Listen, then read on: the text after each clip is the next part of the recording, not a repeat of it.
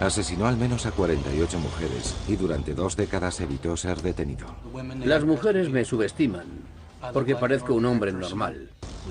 Aprendió a pasar desapercibido. Se veía a sí mismo como un asesino muy hábil y eficiente. Se recopilaron muchas pistas, pero no hubo ninguna detención. Yo no era la persona que aparentaba ser. El asesino en serie más prolífico de Estados Unidos compartirá sus secretos más oscuros. ¿Quién es? ¿Por qué es tan eficaz? ¿Y cómo logró salirse con la suya durante tanto tiempo? Las preguntas y respuestas. La historia del asesino de Green River en el informe final. El informe final. El asesino de Green River. Seattle, Washington, 24 de julio de 2003. El llamado asesino de Green River revela a la policía su larga historia de violencia. Con la ayuda de la psicóloga del FBI Mary Ellen O'Toole, los investigadores se sumergen en la mente de un despiadado asesino. El objetivo: comprender cómo y por qué se convirtió en un asesino tan eficaz.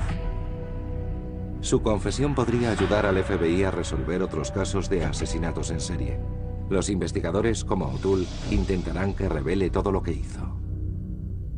Hace 2 décadas que están investigando los detalles de las escenas del crimen. Todos los asesinos en serie tienen rasgos comunes. Si les dejas sentir que controlan la situación, estarán más dispuestos a hablar de sí mismos. ¿Qué era lo que te parecía más excitante de todo? ¿El simple hecho de asesinar? Sí, el fin último era el asesinato. Yo mataba porque quería matar. El asesino de Green River cuenta a los detectives cómo acabó con su primera víctima hace 21 años. ¿Ya sabías dónde ibas a esconder su cuerpo? No, primero la llevé a la parte de atrás del camión y la maté. Y después se me ocurrió tirarla al río Green. Así el agua borraría cualquier prueba. Kent, Washington. 15 de julio de 1982. Cerca del puente de Meeker Street, 20 kilómetros al sur de Seattle, las autoridades realizan un terrible descubrimiento. Sacan del río Green el cuerpo de una joven. Está desnuda y sus ropas han sido fuertemente enrolladas alrededor del cuello. La autopsia confirma que ha sido estrangulada. La víctima es Wendy Cofield, de 16 años. Cofield se había escapado de su casa y trabajaba como prostituta. Era una presa fácil para un asesino insaciable. Queremos saber en qué pensabas. ¿Qué sentiste? Al cabo de un rato logré calmarme. Sabía que había matado a una persona, pero eso no aplacó en absoluto mis ansias de seguir matando. 12 de agosto. Otra mujer aparece muerta en el río Green. Debra Lynn Bonner, una prostituta de 23 años, había sido estrangulada exactamente igual que Wendy Cofield. La policía determina que las 2 víctimas eran habituales de una zona llamada SeaTac Strip. ¿Qué significan estas coincidencias para los investigadores? Que el responsable de los asesinatos podría ser un proxeneta o un cliente. El SeaTac Strip es un tramo de carretera de 25 kilómetros que pasa junto al aeropuerto Seattle-Tacoma. La zona es conocida por sus prostitutas y proxenetas. Es posible que fuera un proxeneta. Le resultaría fácil matar a las chicas que trabajaban para él. Otra posibilidad es que el asesino sea uno de los cientos de clientes que frecuentan la zona.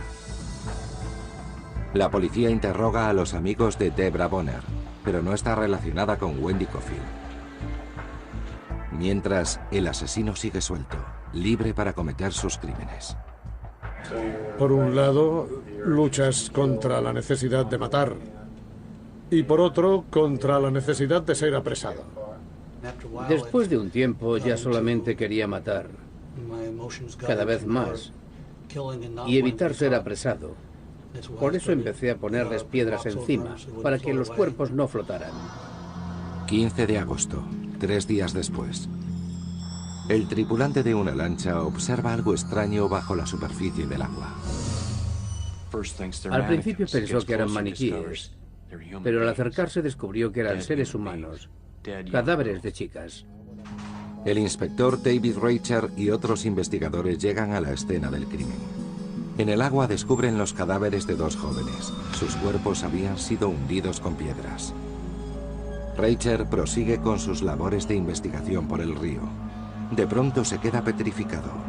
Entre la maleza hay una tercera víctima estrangulada con su propia ropa. Deben aceptar la cruda realidad. Estaba en el lecho del río Green preguntándome qué clase de monstruo buscábamos. Ya no tenía ninguna duda, se trataba claramente de un asesino en serie. El condado de King ya se había enfrentado a un asesino en serie. 8 años antes apresaron a Ted Bundy, que había asesinado al menos a 30 mujeres, 8 de ellas de Seattle. Sabíamos lo que eso significaba y todo lo que haría falta para investigar el caso. Sufriríamos la presión de los medios y de la comunidad y nos enfrentábamos a la opinión pública. De nuevo había un asesino suelto en el condado de King. Los asesinatos en serie pueden ser los casos más complicados de resolver, ya que el asesino escoge a sus víctimas al azar. Se empieza investigando en el entorno de la víctima. Hay que determinar quién podía tener los medios, el móvil y la oportunidad de perpetrar el crimen. En el caso de los psicópatas es más difícil, porque ni siquiera conocen a la víctima. El médico forense sustrae grandes piedras de las vaginas de 2 de las víctimas. La policía piensa que el asesino quería degradarlas sexualmente. Y también hay rastros de semen en los 2 cuerpos.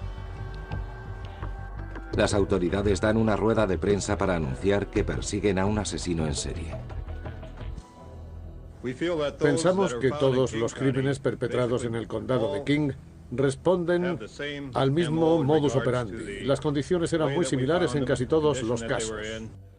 El FBI pretende establecer un perfil psicológico del asesino. En aquel momento se trata de una herramienta relativamente nueva y fascinante.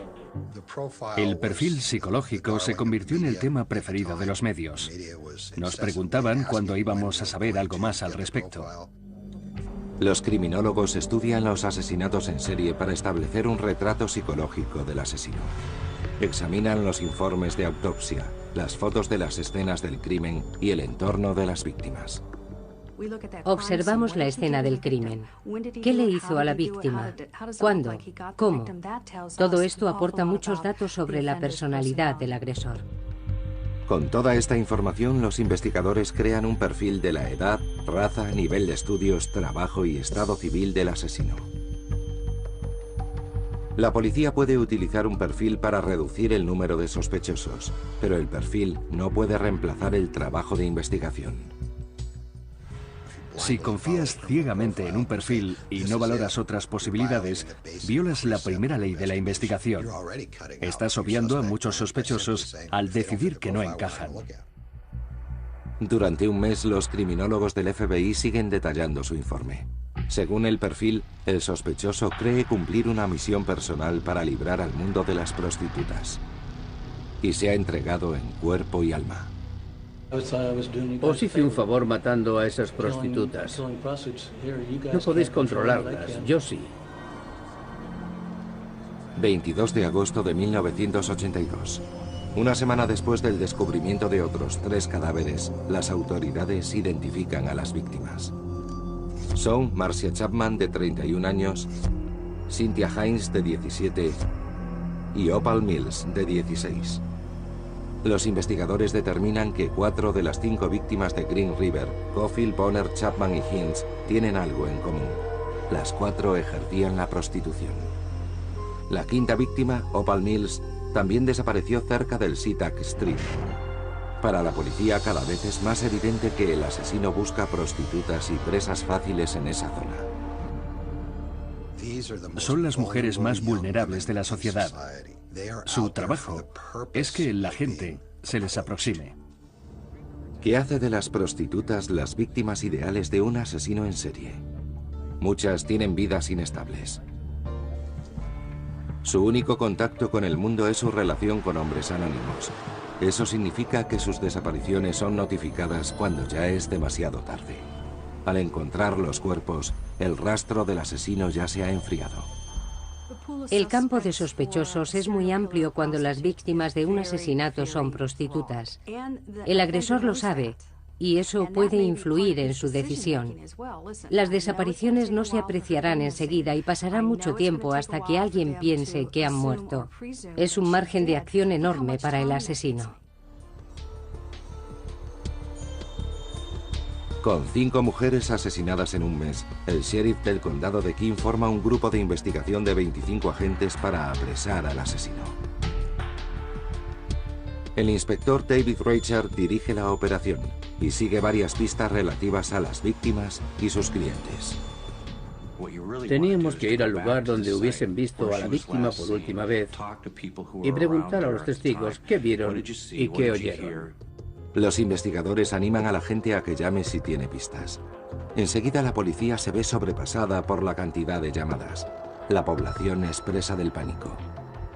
Surgieron muchos nombres y todos tenían que ser investigados. Eran sospechosos potenciales, pero el teléfono no dejaba de sonar en todo el día. Todo el mundo tenía una pista esencial. El FBI se prepara para publicar el perfil del asesino de Green River. Esto conducirá a la policía hasta su primer sospechoso. A continuación, en el informe final.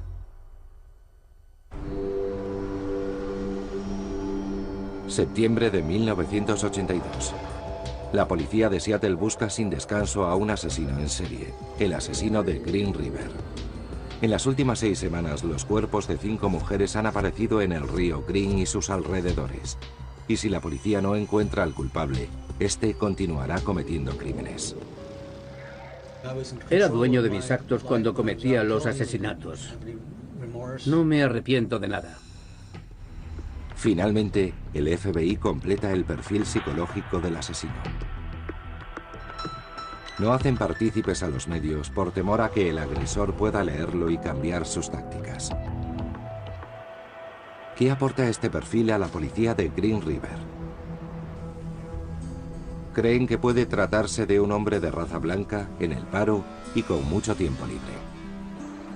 Según el perfil, su elección de una chica blanca como primera víctima indica que probablemente él también sea blanco.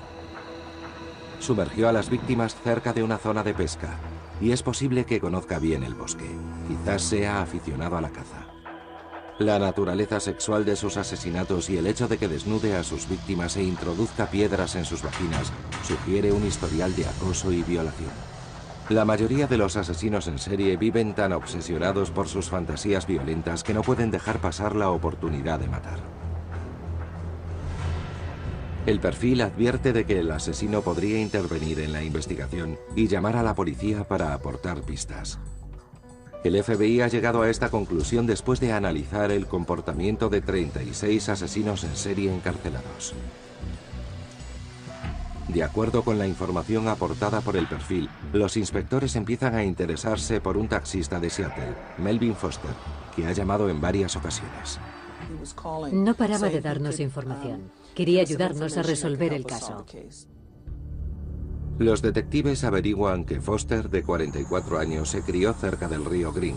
Ha estado en paro y acude frecuentemente a los lugares donde hay prostitutas.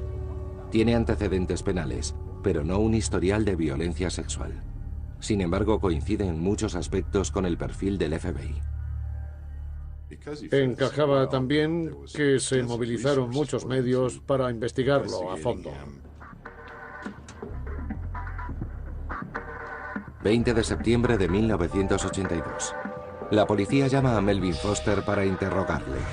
Foster revela que conocía a las 5 víctimas de Green River. Afirma haber conocido a muchas mujeres conduciendo el taxi. Foster insiste en que es inocente cuando los inspectores le presionan, pero no le creen. Pensábamos que si las conocía todas, es que había algo que no quería contarnos. Estábamos muy cerca de descubrirle. En la prueba del polígrafo, un agente le pregunta si ha matado a las mujeres encontradas en el río. Foster contesta que no, pero el test indica que ha mentido. La policía toma muestras de cabello y sangre del sospechoso para compararlas con las pruebas encontradas. Y lo ponen secretamente bajo vigilancia. 25 de septiembre, 5 días más tarde. Las autoridades recuperan otro cuerpo. Este se encuentra en el bosque, 3,5 kilómetros al sur del aeropuerto y lejos de los anteriores cadáveres. La sexta víctima es identificada como Giselle Lobron, una prostituta que trabajaba en el SeaTac Strip.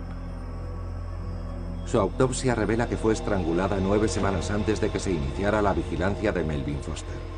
Por tanto, sigue siendo el principal sospechoso. Pero Foster se percata de que está siendo vigilado y acude a los medios. Did you kill all those women or what? No, but I wish I did. I wish I did know who did. Because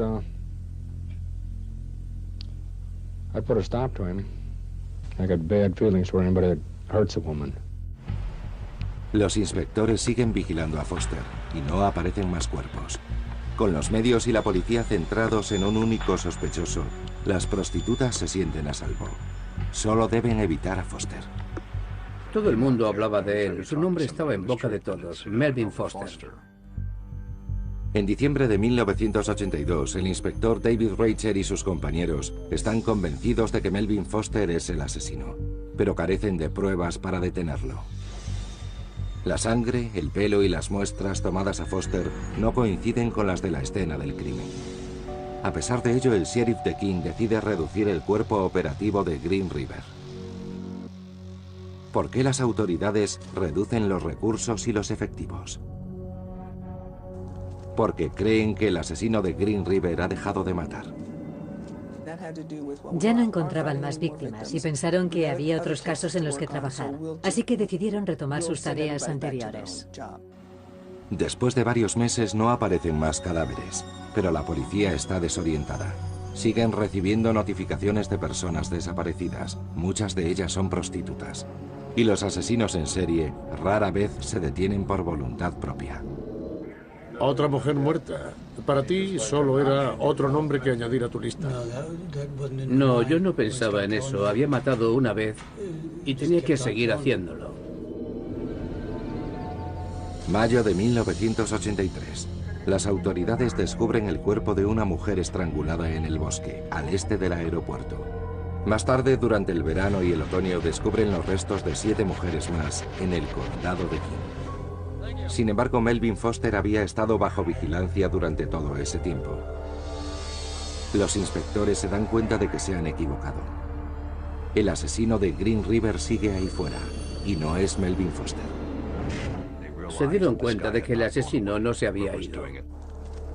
A finales de 1983, el número de cadáveres asciende a 15 y al menos 20 prostitutas han desaparecido. No queríamos que hubiera más cadáveres. Teníamos que descubrir quién era. No podíamos dejar que nos desafiara.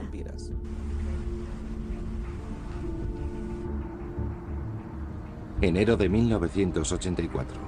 Un año después de la disolución de la primera unidad de investigación, el sheriff reúne a 43 inspectores de las fuerzas de policía locales y estatales y del FBI. Los agentes de incógnito empiezan a investigar y a detener a clientes de prostitutas, pero no progresan en la dirección correcta y no saben quién puede ser el asesino. En febrero, el reportero Mike Barber recibe una carta anónima de 2 páginas escrita a máquina. El mensaje habla de los asesinatos. Contiene datos que la policía ha guardado en secreto, como las piedras halladas en la vagina de 2 de las víctimas. Algunos detalles eran información de la que había oído hablar. Otros eran nuevos para mí. Barber entrega la carta a los inspectores que la envían al FBI para que sea analizada. ¿Quién cree el FBI que escribió la carta? Alguien que no era el asesino. Por motivos desconocidos, un criminólogo del FBI determina que no hay relación entre la carta y el asesino. Se dedujo que probablemente la carta provenía de una fuente interna de la unidad de investigación. Creían que solo buscaba atraer la atención y que no era del asesino. En consecuencia, se suspenden las investigaciones sobre la carta y el asesino incrementa su actividad. ¿Qué era lo que te hacía sentir tan bien? La primera vez sentí un poco de miedo porque podría haber sido descubierto. Pero según iba matando, se hacía cada vez más fácil. Y cada vez las escondía un poco más lejos. De ese modo, a la policía le resultaría más difícil descubrir los cadáveres. Febrero de 1984. Casi 2 años después del descubrimiento de la primera víctima, el número de asesinatos asciende a 16 y no hay signos de que el ritmo vaya a disminuir. Era muy frustrante, porque nos encontramos algunas víctimas después de mucho tiempo y los restos se reducían al esqueleto. Nos pasábamos semanas enteras analizando la escena del crimen. Pronto los avances de la ciencia médica ayudarían a resolver el caso. Pero ¿cuánto tiempo pasará antes de que detengan al asesino? Las respuestas a estas preguntas a continuación en el informe final. Condado de King, Washington. Febrero de 1984. La investigación policial del asesino de Green River no parece progresar. Es el caso de asesinatos en serie más grave de la historia de Estados Unidos. Hay al menos 16 mujeres muertas. Los investigadores ya no consideran a Melvin Foster el principal sospechoso. Deben comenzar de nuevo. No habíamos sido capaces de relacionarlo con ninguna de las víctimas. Le vigilamos durante mucho tiempo y en ningún momento hizo nada sospechoso. La investigación ha llegado a un callejón sin salida. El asesino está suelto y siempre consigue despistar a la policía. Engañaste a las prostitutas para matarlas. ¿A quién más engañaste? En cierto sentido, también engañé a la policía. Una nueva ola de pánico se apodera del SeaTac Strip. Una prostituta habla a la policía de un cliente al que describe como distinto y peculiar. Dice que ha conseguido ver su carné de identidad. Se llama Gary Ridgway. Los inspectores estudian el entorno de Ridgway y descubren que tiene antecedentes penales. Fue arrestado en 1982 en una operación encubierta organizada por el departamento del sheriff. Lo acusaron de relacionarse con prostitutas. Ridgway no parece encajar en el perfil del FBI. Ha estado casado 2 veces, tiene un hijo y lleva 13 años desempeñando el mismo trabajo. Sin embargo, la policía quiere hacerle unas preguntas. Ridgway accede a someterse a la prueba del polígrafo. Los inspectores le preguntan si ha asesinado a las víctimas de Green River y contesta que no. Ridgway pasa la prueba y la policía le deja marchar. Era solo otro sospechoso y archivaron su ficha. No podían hacer mucho más.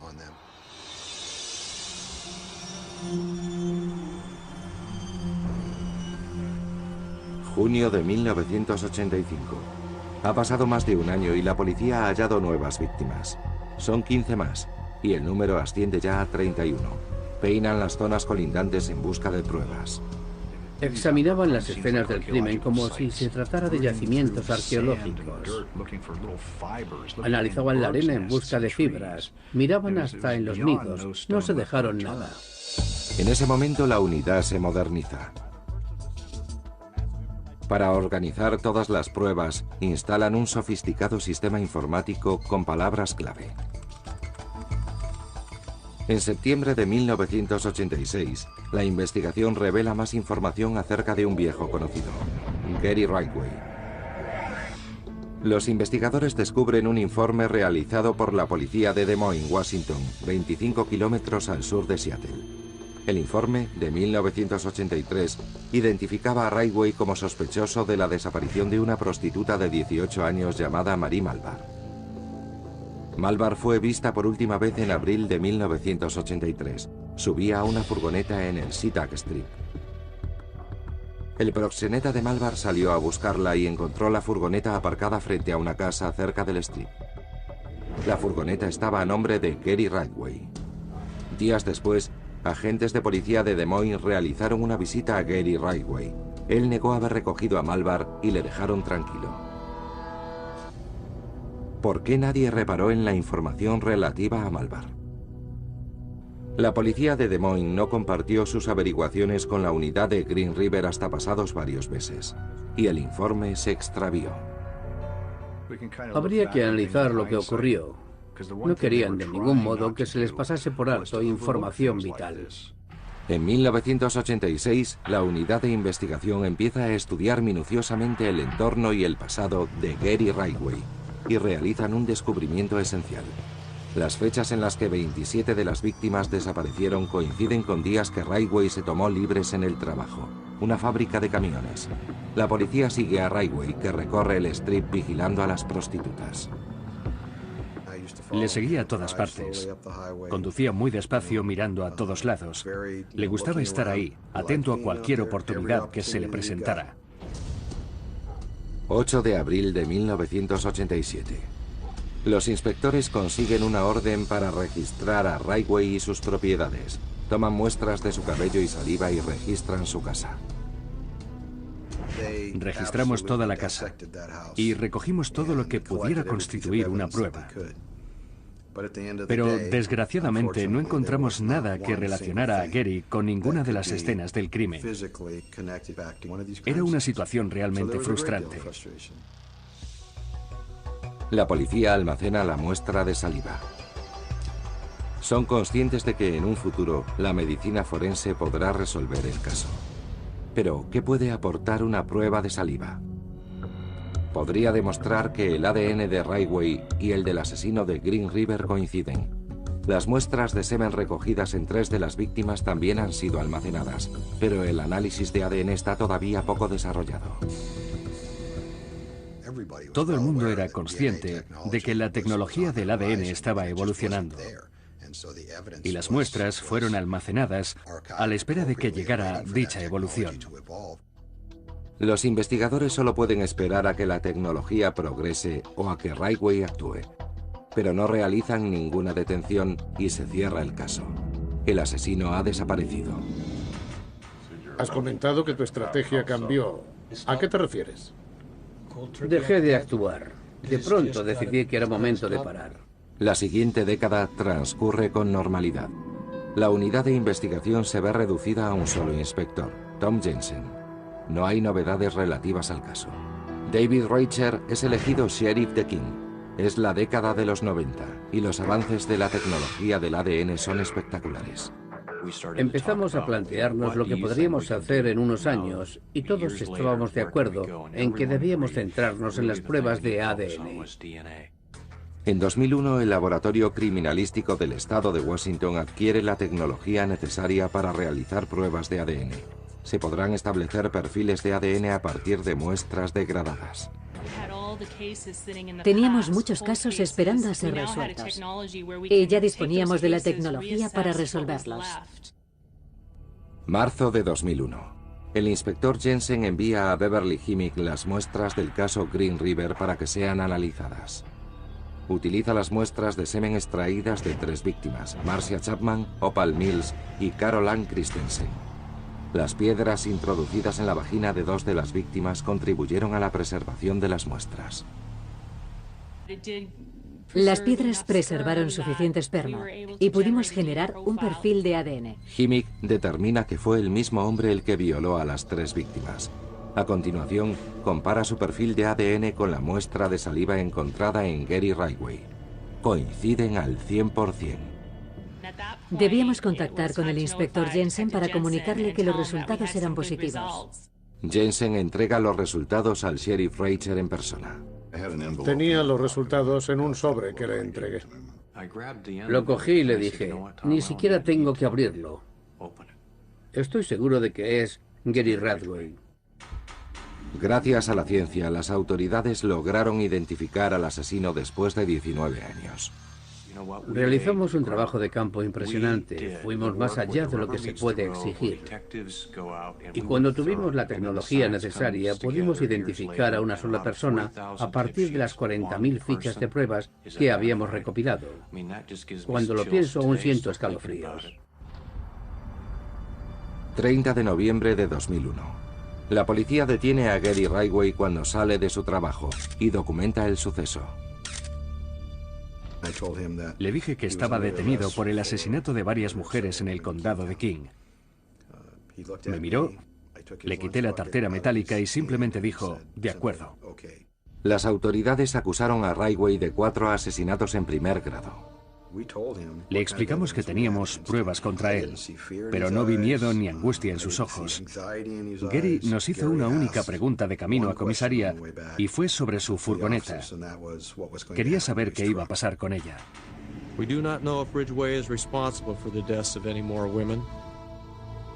Pero Rachel no alberga ninguna duda cuando la policía custodia a Ridgway hasta la penitenciaría de King. Le miré y le dije: te hemos cazado, maldito asesino. Ridgway podría enfrentarse a la pena de muerte. Sin embargo, las autoridades saben que su testimonio puede ser vital para resolver otros casos. Las familias de las víctimas han esperado casi 2 décadas para obtener respuestas. La justicia no debería encargarse solamente del castigo al acusado. También hay que tener en cuenta el sufrimiento de las familias. Los fiscales sopesan la posibilidad de llegar a un acuerdo con el asesino. A continuación, en el informe final. Seattle, Washington, 15 de abril de 2002. Tras perseguir al asesino de Green River durante casi 2 décadas, la policía realiza una detención. Gary Ridgway, de 53 años, es finalmente atrapado. Los fiscales exigen la pena de muerte basándose en las pruebas de ADN realizadas. Pero los abogados de Ridgway defienden que debería perdonársele la vida si describe cómo llevó a cabo los crímenes. Le dije a Gary que si tenía información debía dárnosla. Quizás el fiscal querría llegar a un acuerdo. Ridgway considera sus opciones y decide compartir los rincones más oscuros de su mente. Admite ser el asesino de Green River y posteriormente admite haber asesinado a más de 60 mujeres. Dijo que había matado a todas esas mujeres.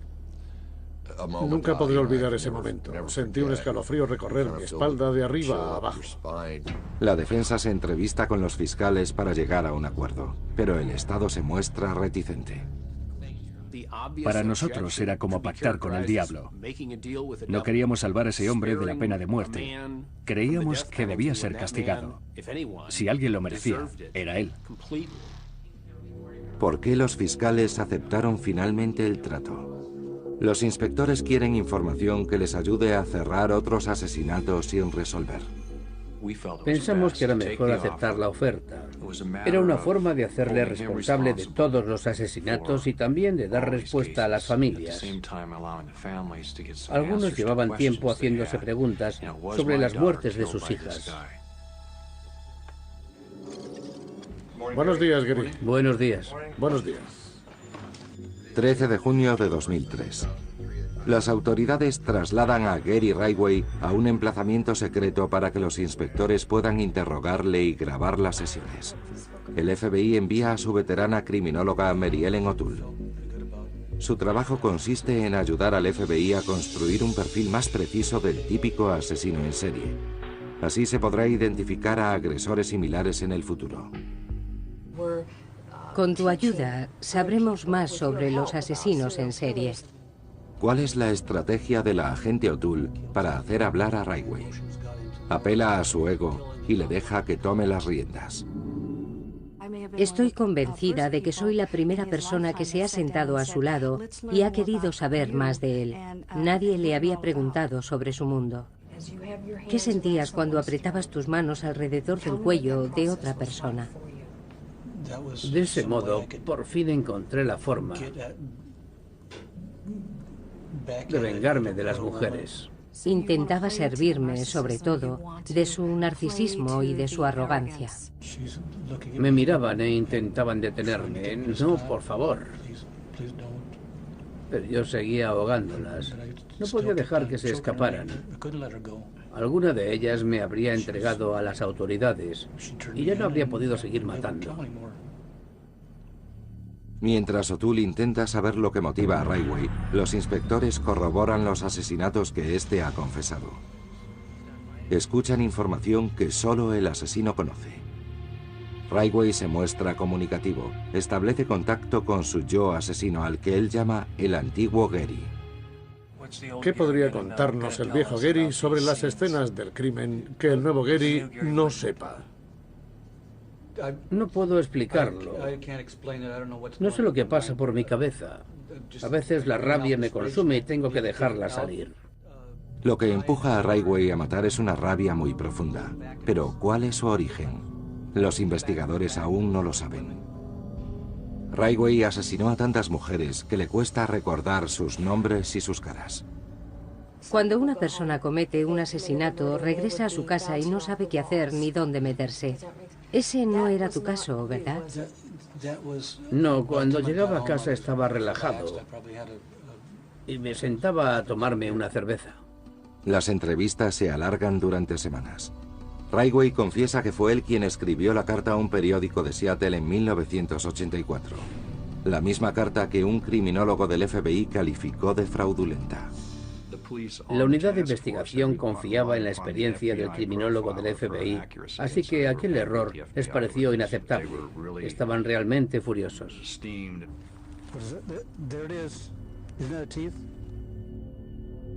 Entre junio y octubre de 2003, Ridgway acompaña a la policía a más de 20 lugares donde dice haberse deshecho de sus víctimas.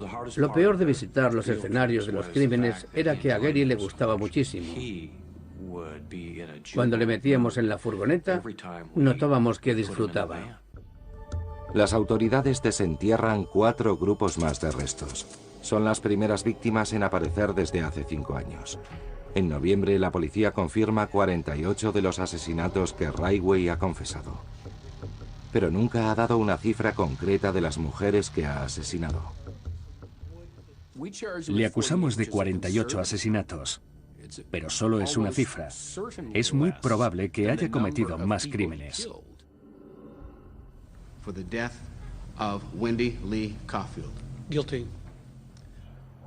5 de noviembre de 2003. Gary Ridgway se declara culpable de 48 asesinatos.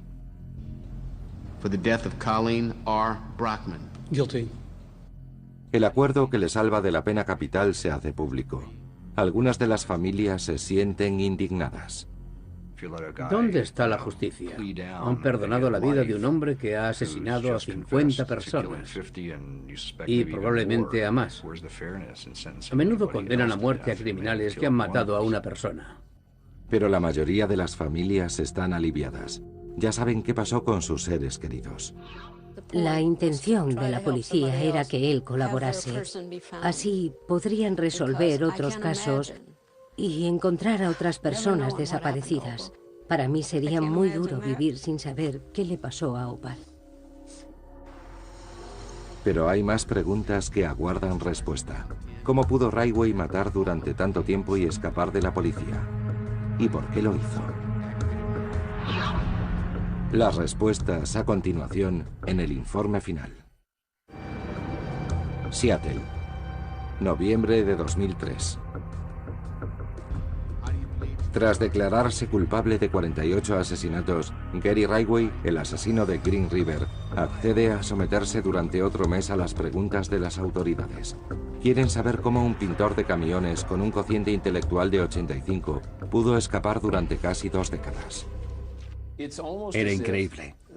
Es como si alguien hubiera decidido diseñar al asesino en serie perfecto. ¿Te esforzaste mucho para mejorar tu estrategia? ¿Cómo pudo manipular Ridgway a tantas mujeres? Se hacía pasar por un padre de familia sumiso e inofensivo. Ridgway utilizaba muchas técnicas para que las chicas se sintieran cómodas. Así se relajaban y confiaban en él. Confiesa que a veces se llevaba a su hijo, que todavía iba al colegio, cuando salía a buscar prostitutas. Y si estaba solo, Ridgway enseñaba fotos del niño. Sacaba mi carné de identidad y siempre tenía cuidado de tapar mi nombre con el dedo. También llevaba fotografías de mi hijo y me aseguraba de que aquellas mujeres las viesen.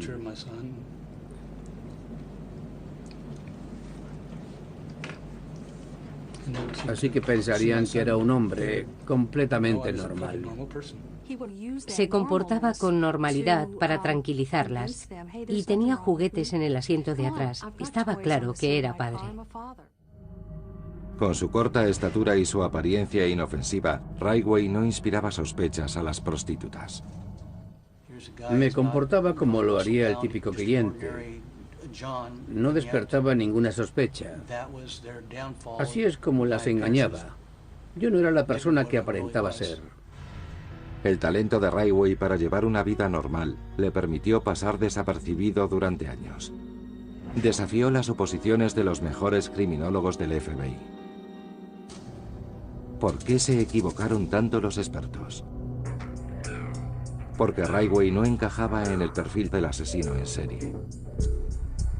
No reunía las características del hombre solitario incapaz de relacionarse. Ridgway había tenido el mismo trabajo durante 30 años, se había casado 3 veces y era padre de un niño. Y en contra de lo que dicta el perfil típico, no tenía un historial de agresiones sexuales o violaciones. La elaboración de perfiles estaba desarrollándose cuando empezaron los asesinatos y los criminólogos tenían mucho que aprender. El tipo de perfil que se elaboraba en la década de los 80 era demasiado vago. No contemplaba peculiaridades ni rasgos individuales. Pero el perfil del FBI sí logró predecir que el asesino se sentía humillado por sus relaciones con las mujeres y deseaba castigar y degradar a sus víctimas. Finalmente, Ridgway aborda el motivo de sus ansias de matar: la rabia contra el sexo femenino. ¿Por qué las odias tanto?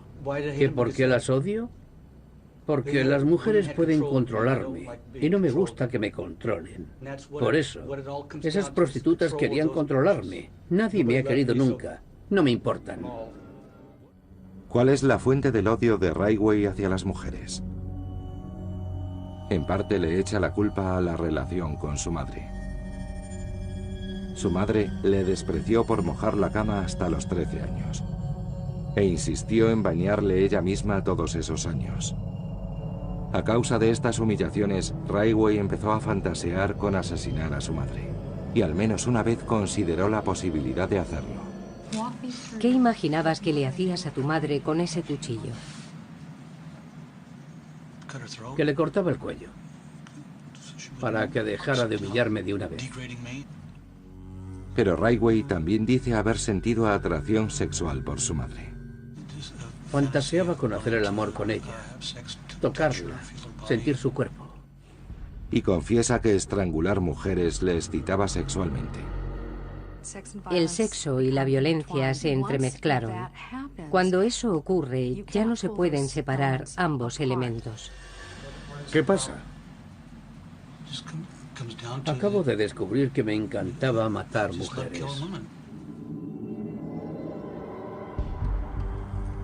16 de diciembre de 2003. Las autoridades dan por terminados los 5 meses de interrogatorios. La criminóloga del FBI, Mary Ellen O'Toole, concluye que, como muchos asesinos en serie, Gary Ridgway tenía facilidad para llevar una doble vida. Cuanto más éxito tenga un asesino en serie, más normal parecerá su vida desde fuera. Y ese era, ciertamente, el caso de Gary Ridgway. El 18 de diciembre, un juez sentencia a Ridgway a 48 cadenas perpetuas consecutivas. Las autoridades lo trasladan a la penitenciaría del estado de Washington, donde sigue cumpliendo condena. Aunque Ridgway permanecerá toda su vida entre rejas, para muchos hombres y mujeres que investigaron su caso, es imposible olvidar. Estuvimos sometidos a mucha presión. Convivíamos con ello, esperando que no hubiera más muertes. Y cuando lo cogimos, solo pensaba en que, si lo hubiéramos atrapado antes, habríamos podido salvar algunas vidas. Todavía pienso en ello.